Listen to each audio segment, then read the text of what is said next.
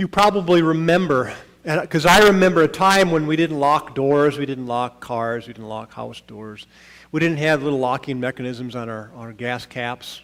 That probably came in the 70s, right, with the fuel shortage.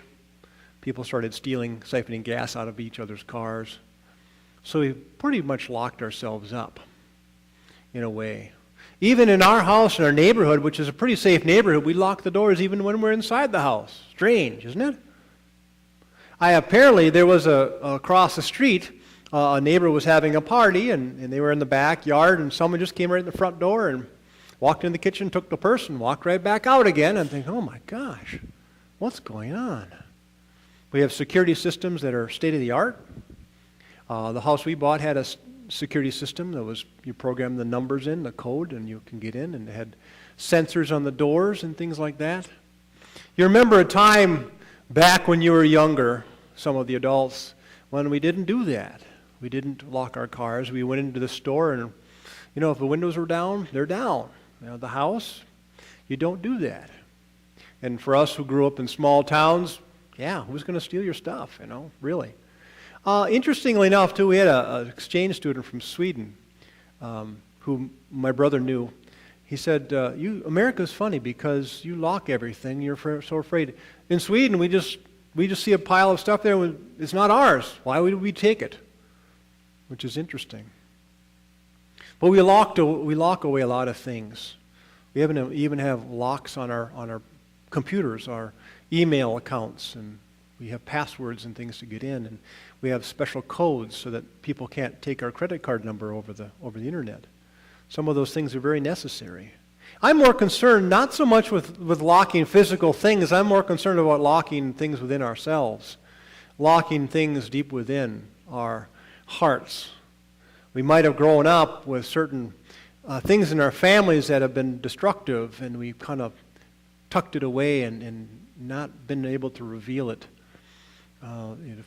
For those of us who grew up in homes that were kind of a little dysfunctional in certain ways, you tend to repress things and keep them inside. And it takes a long time for it to come out, if it ever does. And you feel little hurts, you get little pains, and you storm away because you figure no one wants to listen to them anyway, and it's, who cares? It took a long time, for someone for me to come into my life, maybe an adult, maybe a student band director or some other adult who came in and listened to me and made me feel like I was really worth something and paid attention and spent time. And after a while, you start to give a little bit. You unlock the box a bit and you let some things out. Scary, but you do. And then it feels comfortable. It feels okay. And then you let a little bit more out and a little bit more. And what does it take to unlock our boxes of all those hurts and pains? And I think of, in a sense, the gospel lesson today where the doors were locked, and it was only a day after Jesus had rose, the same day. And they were afraid of the chief priests and the high priests who had a bounty on their heads. We don't know.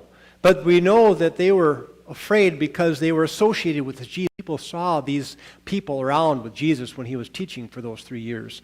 And so instead of quelling the rebel, we got rid of the rebel, the main rebel, Jesus. We got rid of him. Now maybe we'll go after his family. Well, maybe we'll go after his disciples too. And so they were afraid for their lives. So locking the doors might have been something I probably would have done if I were in their place. But we find that Jesus comes through anyway, through the locked doors, and they can't keep him out.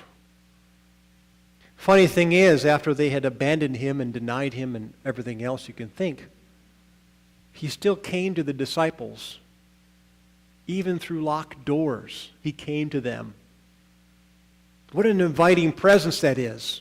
Despite what I've done to you, Jesus, you still want to be part of me. You still want me to be part of you. And you feel I'm still important enough to continue your mission in the world. So these disciples' locked hearts, too, have been opened through the Holy Spirit. Jesus says twice, peace, for a reason, fear. And I'm sure they were very anxious. Peace, helping unlock the box that in their souls that were afraid of what might happen. And then we go on later to find out that they have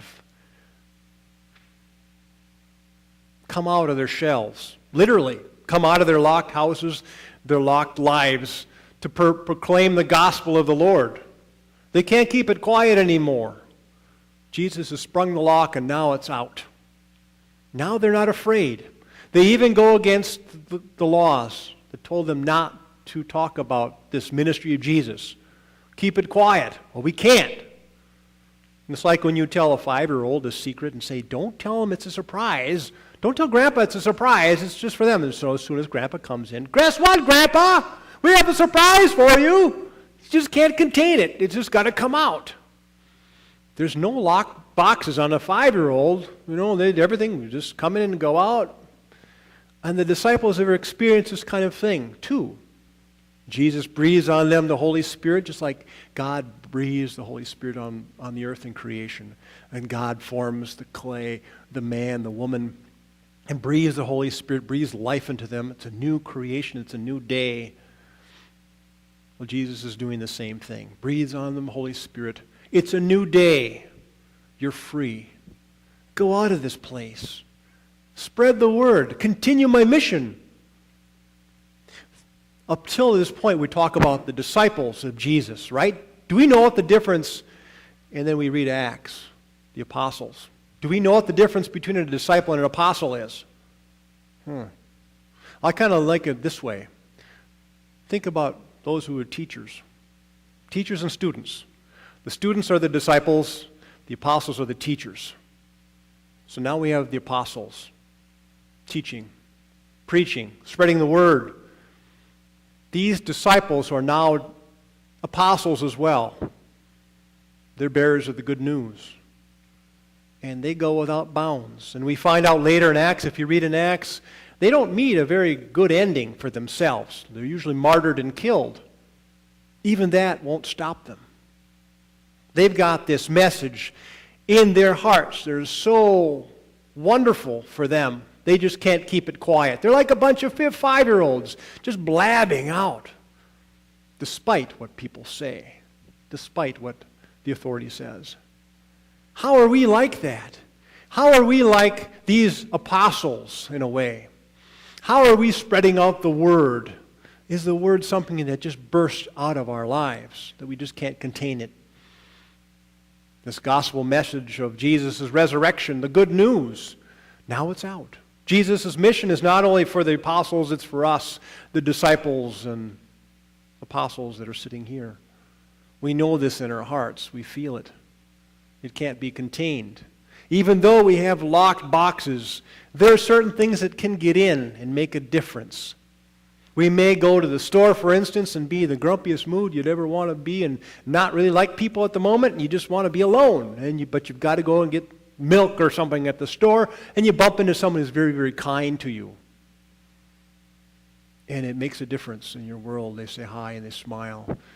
And it changes little by little something within yourself. Or if you're in the store and you happen to find someone who's needing help and they ask you, can you get that, you're tall, can you get that can of green beans for me up on the top shelf? And, oh, sure, I can do that, yeah.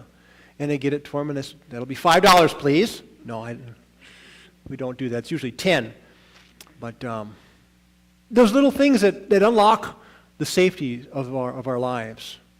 And we see that the Holy Spirit will infuse our lives despite whether we want to or not. Jesus is always trying to pick the lock and go inside and make a difference in our lives. In a lot of respects, sometimes it doesn't take much to spread that gospel message.